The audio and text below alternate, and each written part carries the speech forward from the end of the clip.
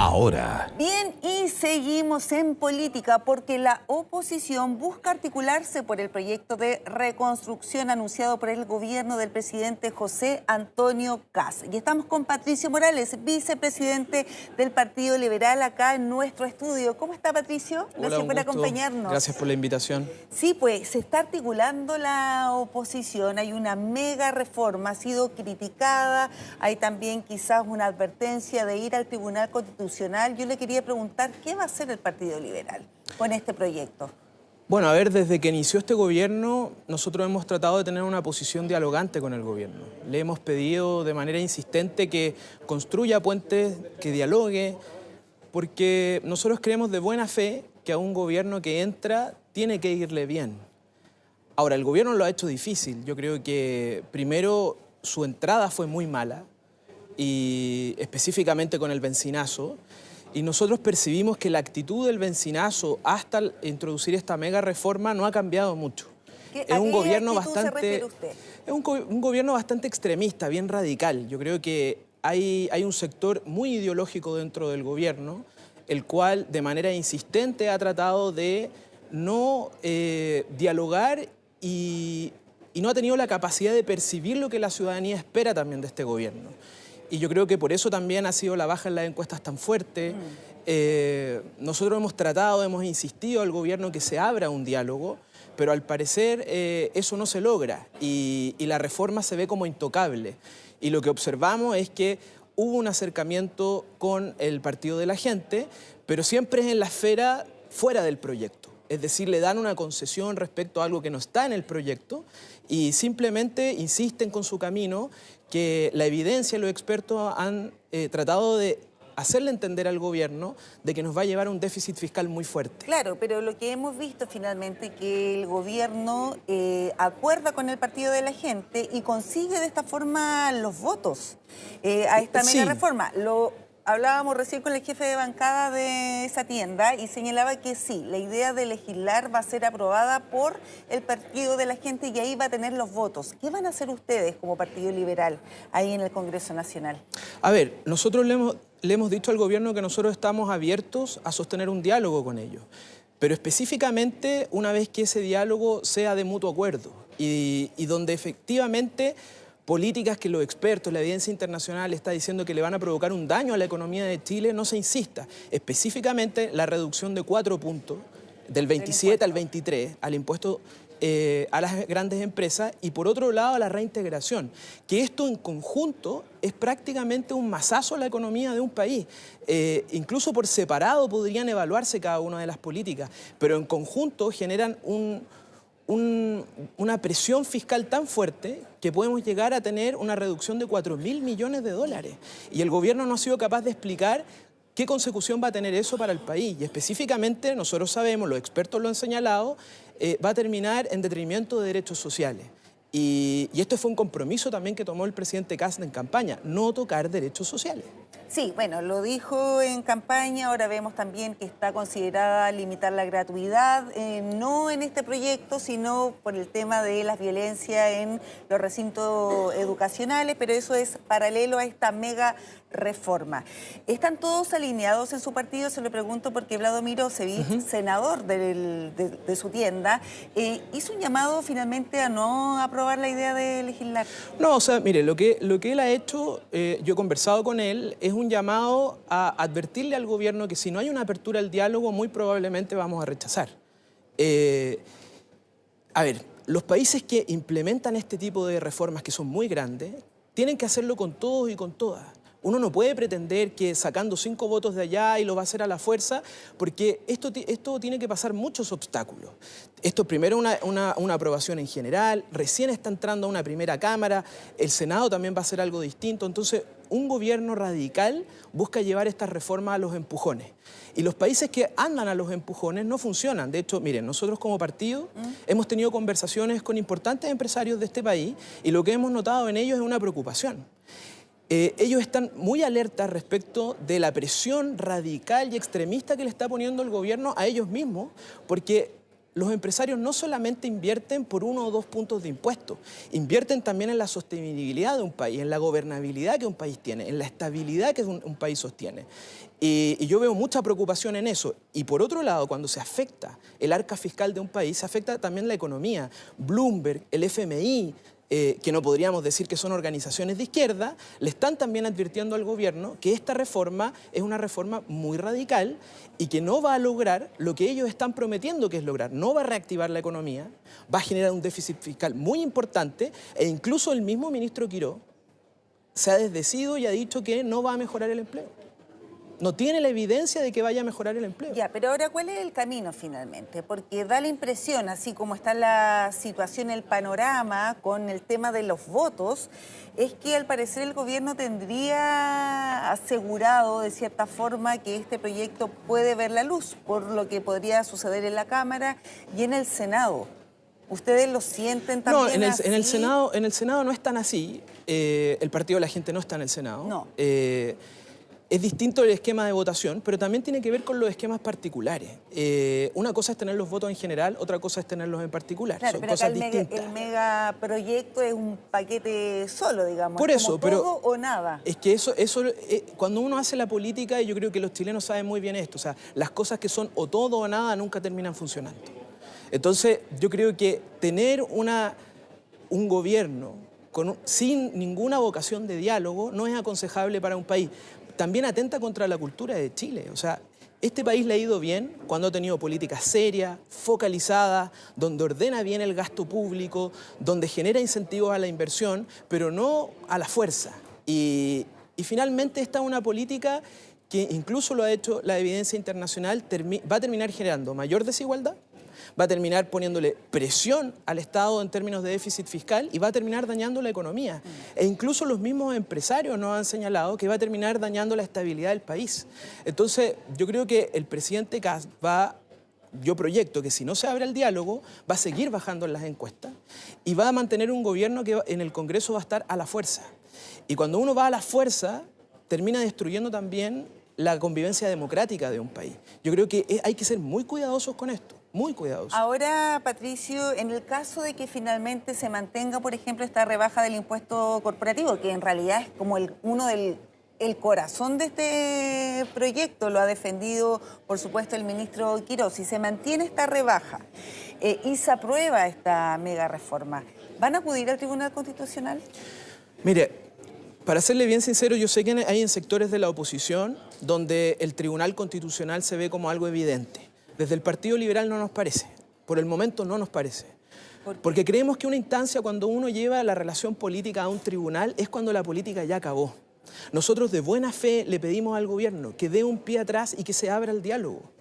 Esta es una oposición que no quiere devolver con la misma moneda de cómo fue el Partido Republicano con nuestro gobierno. Nosotros no estamos en una disposición de rechazarles todo. Escuchaba al senador Esquella el otro día decir, me parecería inconcebible que la oposición rechazara todo. Yo le quiero recordar al senador Esquella que él rechazó todo durante 4 años en el gobierno anterior, pero nosotros no les queremos devolver con la misma mano.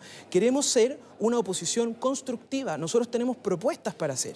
Nosotros le hemos hecho entender al gobierno que en muchos de sus articulados creemos que hay cosas buenas en esta reforma, que si se focalizan bien pueden llegar a buen lugar en la economía. Por ejemplo, la medida de empleo que se está haciendo.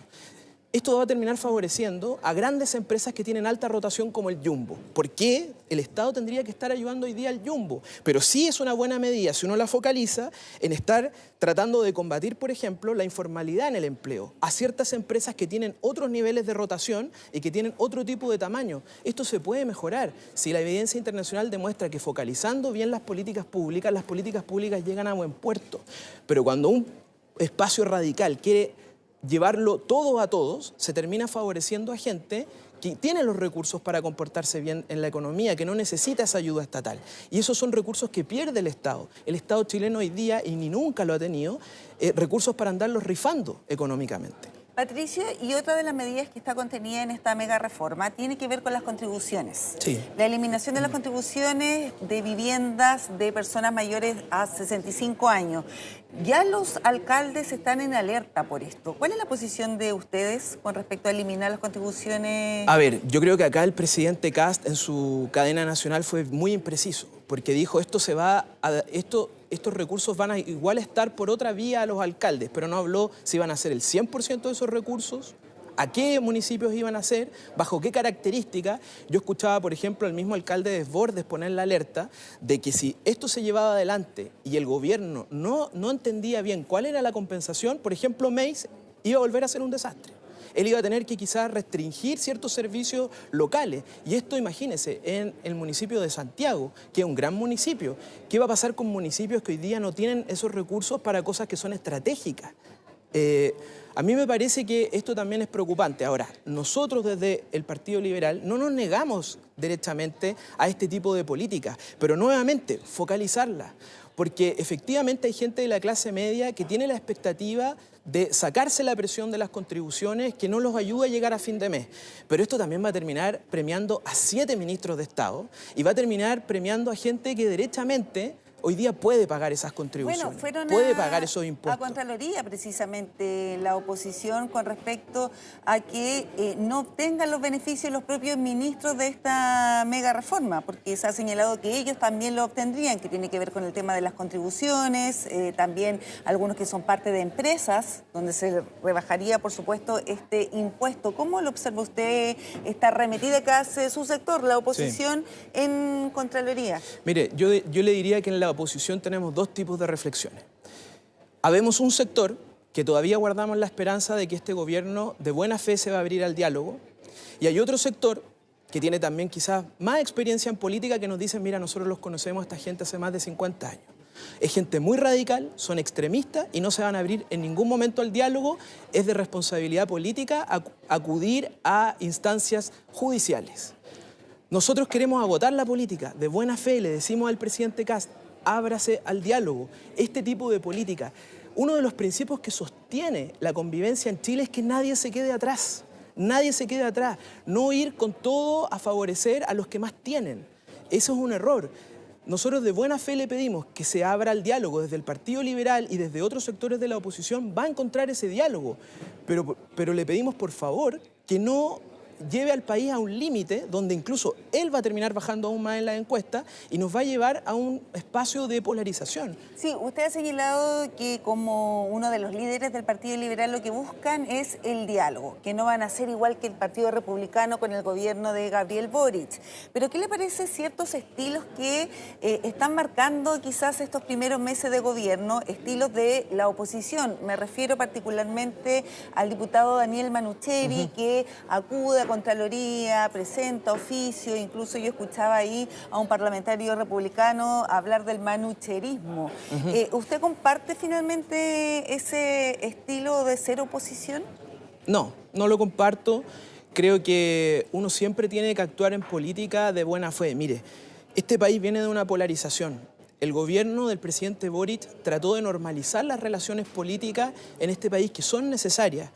Yo creo que actuar en cosas... Mire, a nosotros nunca nos va a ver preocupados de andar criticando al gobierno porque la primera dama va al casino y ayuda a servirle comida a los funcionarios, o porque el presidente vaya y haga un almuerzo que... Sí, a nosotros nos parece que no es correcto hacerlo en un espacio público y un espacio que el Estado provee para otros fines y no para espacios de índole personal. Sería lo ideal que lo hubiese hecho en su propia casa. Pero poner el acento de la convivencia, de lo que necesita la gente y del diálogo político en este tipo de aspectos, a mí no me parece. Pero estamos hablando de otra cosa en este ámbito. Estamos hablando de una mega reforma que va a afectar al país en términos de empleo, en términos de tributo, en términos medioambientales, en términos de funcionamiento de salud, en términos de funcionamiento de vivienda. Esto es algo muy preocupante. Y pensar que un gobierno puede hacerlo por su propia vía, pasando por encima de todos, yo creo que eso no es lo que los chilenos esperan. Yo realmente no quiero estar en ese espacio de pensar de que este gobierno está totalmente gobernado por extremistas. Le repito al presidente Kast que se abra el diálogo, va a encontrar diálogo, pero hasta el momento realmente nosotros lo único que hemos encontrado son puentes cortados, puertas cerradas y no escuchar, no querer ver otros puntos de vista. Y ahora como sector opositor, ¿están realmente en la misma sintonía? Todos los partidos han coordinado, han habido reuniones, puntos de prensa también, todos juntos, todos unidos. ¿Esta va a ser la tónica, por ejemplo, para enfrentar esta mega reforma? Depende, mire, dentro de la oposición o del arco de las oposiciones, porque también venimos de un gobierno donde también teníamos dos aproximaciones a cómo gobernábamos. Donde por lo menos desde el socialismo democrático siempre quisimos mostrar una actitud dialogante, una actitud de grandes acuerdos, incluso buscamos constantemente a la oposición, que hoy día es gobierno, en este momento.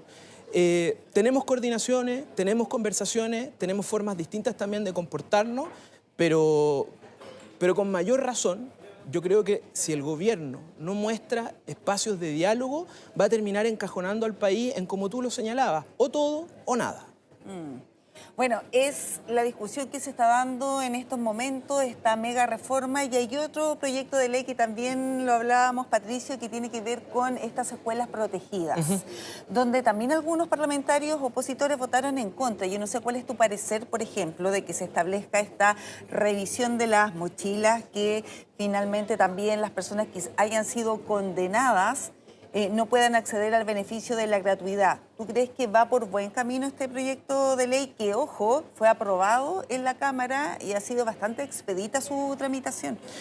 Sí, mire, nuestra primera aproximación es que reconocemos que hay una crisis en nuestras escuelas, hay una crisis de convivencia, hay una crisis de violencia y esto tiene que ser puesto con atajo. ¿Medidas punitivas? Sí. ¿Medidas de estas características? Sí. Pero la evidencia internacional demuestra que tienen que ir acompañadas también de un relacionamiento con la comunidad escolar y específicamente con las familias. Porque usted le puede revisar una mochila a un estudiante, pero ese estudiante, si usted le encuentra algo, incluso lo expulsa del colegio, ese estudiante sigue existiendo en la humanidad. Su familia sigue existiendo en este país. Y uno no puede ir acumulando problemas debajo de la alfombra, tiene que hacerse cargo de ese tipo de problemas. Nosotros hemos tratado de mejorar, hemos tenido reuniones con el Ministerio de Educación, le hemos hecho entender de que las comunidades educativas, los colegios son distintos y hay que ir incorporando a todos los sectores, a los profesores, a los padres sobre todo. Acá hay muchos padres, generalmente este tipo de niños que tienen estas actitudes violentas, tienen problemas en la casa. Si el colegio no se puede hacer cargo de los problemas que también están fuera del colegio. Muchos han apuntado finalmente también a la revisión de las mochilas, porque hay quizás un estipulado que señala que no saben quién va a revisar. O lo tienen que hacer los profesores, son ellos policías. La verdad es que ha sido bastante cuestionado esto en términos también de la confianza que hay entre profesor y alumno. No sé si usted también hace reparos en eso. Y yo lo hablaba ayer con un abogado y él señalaba de que, claro, aquí finalmente se podrían estar vulnerando derechos de los menores.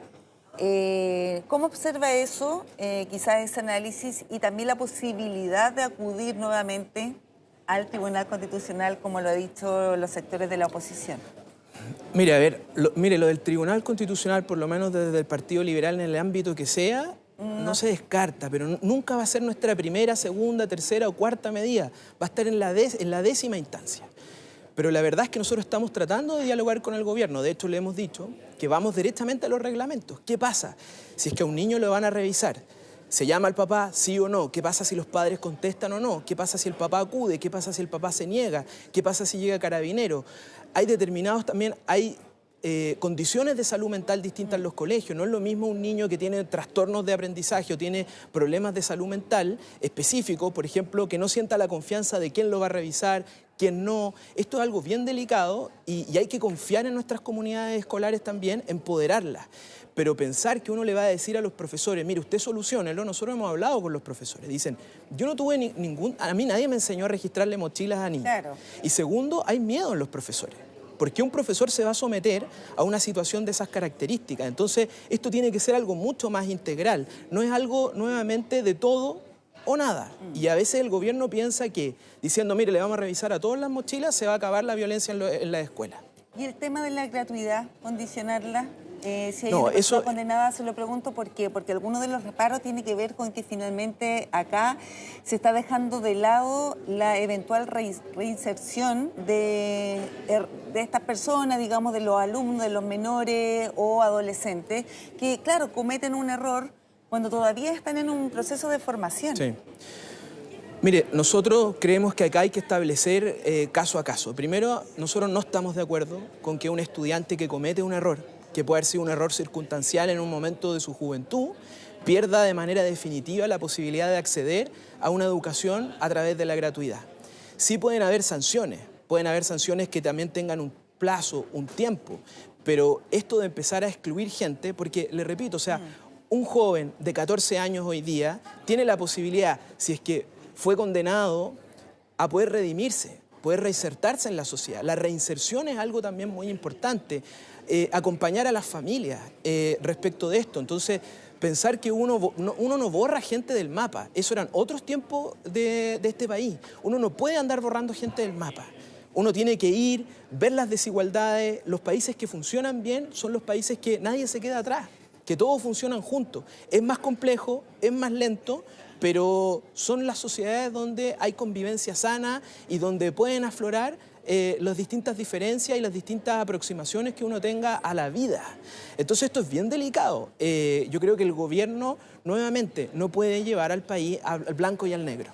Claro, y esa discusión finalmente que se puede polarizar en el Congreso Nacional, pero con respecto a esta legislación está avanzando, ¿ah? Sí, mire, va a contar con nuestro apoyo en medidas punitivas siempre y cuando también sean acompañadas de otras medidas integrales que involucren a las familias y que busquen atacar estos problemas de fondo, Porque, por ejemplo, yo hablaba el otro día con un experto que me decía, esto de las eliminaciones de las pantallas. Hoy día nosotros tenemos problemas de adicción a las pantallas en nuestros jóvenes. No es llegar y sacarle un celular a un joven y pensar que eso no va a tener externalidades en sus emociones. Los jóvenes se vuelven más violentos, más frustrantes. Esto es lo mismo que quitarle la droga a un drogadicto. Entonces son cosas delicadas. No es llegar, quitar y pensar que se solucionó el problema. El problema, claro. O sea, es integral igual. Exactamente. Y complementario. Ahora, Patricio, te quería preguntar por otra cosa, porque, claro, hoy día fue entrevistado Ricardo Lagos Weber en Radio Infinita y él se refiere finalmente a esta frase en la que alude José Antonio Kast a el expresidente Ricardo Lagos. No sé si tú te acuerdas cuando Ricardo Lagos, el exmandatario, señaló que todo era crecimiento, el resto es música, que es una frase que finalmente alude José Antonio Kast al momento de anunciar esta mega reforma. ¿Y qué es lo que dijo Lagos Weber? Señaló que le faltan centenares de kilómetros al presidente, esto por citar a su padre. ¿Qué le parece a usted? Una falta de respeto, me parece. Me parece que el presidente Kast está rompiendo con una convivencia cívica que hemos tenido desde el retorno a la democracia, que la sostuvo incluso el presidente Piñera en sus dos gobiernos, donde los expresidentes primero se respetan, primero dialogan y se acompañan constantemente, se asisten, se piden consejos. Yo creo que presidir un país es algo para lo que ningún chileno está preparado. Es algo muy complejo. El presidente Boric también lo entendió. Su relación con el presidente Piñera pasó de una fricción absoluta a una convivencia democrática y muy cívica también. Entonces, a mí me parece que con esas faltas de respeto y las que está también teniendo con la expresidenta Bachelet en su candidatura a Naciones Unidas, demarcan y rompen con una tradición democrática. Nosotros le hemos hecho entender también a la Cancillería de que están cometiendo un error, pero que están reincidiendo en ese error, poniéndole obstáculos, persiguiendo a la presidenta Bachelet para que no pueda tener este desenvolvimiento. Y respecto al presidente Lagos, recordarle muy bien que este también era el presidente que decía crecer con igualdad. Porque quizá esa parte de la película se le olvida, pero el presidente Lagos fundó las focalizaciones de este país, el tener un mejor desempeño fiscal también del país. Entonces, a mí me parece realmente tratar de borrar la trayectoria de un estadista de este país. O sea, ¿usted cree que fue un error, una falta de respeto haber aludido al exmandatario, tal como lo señala también? Mire, yo creo que citar descontextualizadamente o querer llevar agua a su molino de esta manera siempre es una falta de respeto. Yo creo que le pediría respeto con alguien que le entregó mucho a este país y me parece que citarlo de una manera tramposa, mira, a mí me hace pensar de que nuestra buena fe a ratos es media ingenua. Pero yo prefiero persistir en esa buena fe. Pero me parece que este gobierno es un gobierno de extremistas que están asesorando mal al presidente Kast y lo están llevando a pasar la trampa, la letra chica, querer llevarse beneficios personales a costa de recursos del Estado y beneficios en cuanto a tributo, al no pago de contribuciones para gente que hoy día podría pagar contribuciones por 2, 3, 4, 5, que tienen más de 30 viviendas. Entonces, y se esconden detrás de una clase media que le cuesta mucho pagar por contribuciones por su vivienda y dicen no a la segunda vivienda. La gran mayoría de la clase media tiene viviendas usadas y tiene una sola vivienda. ¿Qué es esto de las 2, 3, 4 viviendas? Eso es para un sector de la sociedad que es una élite. Ahora, Patricio, usted aludía hablando de los expresidentes, los dichos y la polémica por aludir a esta frase del presidente Ricardo Lagos. Usted hablaba de Michelle Bachelet. Claro, no recibe el apoyo de José Antonio Kast para esta postulación a la Secretaría General de Naciones Unidas, pero en paralelo hay una investigación a los funcionarios de la misión en la ONU de nuestro país por estos mails, por colaborar, dicen desde el Ejecutivo, en esta nominación cuando la orden es no hacerlo. ¿Qué le parece a usted eso? Mire, a ver, no tengo el detalle porque eso el gobierno calificó que era materia de investigación. Sí. Pero me parece que, primero, no confiar en nuestros funcionarios diplomáticos pone un manto de sospecha totalmente innecesario. A mí me tocó desempeñarme como embajador en Uruguay y nuestro cuerpo diplomático es muy profesional, se le está faltando el respeto con esto. Tengo entendido que esta investigación que están tratando de iniciar era el traspaso final que estaban ejecutando estos funcionarios a las delegaciones de Brasil y México. Que son las que la están nominando, apoyando. Decían, sí, pero es que estaban presentes cuando la presidenta estaba ejerciendo su discurso en Naciones Unidas. Oye, es parte de su trabajo. Si esta gente trabaja en Naciones Unidas, ¿qué quieren? Que si la ven pasando por un pasillo, salten y no la saluden. O sea, yo creo que generar este manto de divisionismo no es aconsejable. Yo creo que es un gran error, es un error histórico el que está cometiendo el presidente Kast, incluso retomando al presidente Lagos. Yo le aseguro, el presidente Lagos, la presidenta Bachelet, el mismo presidente Boric, que apoyó a Andrés Alamán para llegar a un organismo internacional, lo hubiesen hecho independiente del signo político de la persona. Él rompe nuevamente con una tradición de convivencia y diálogo democrático con este país.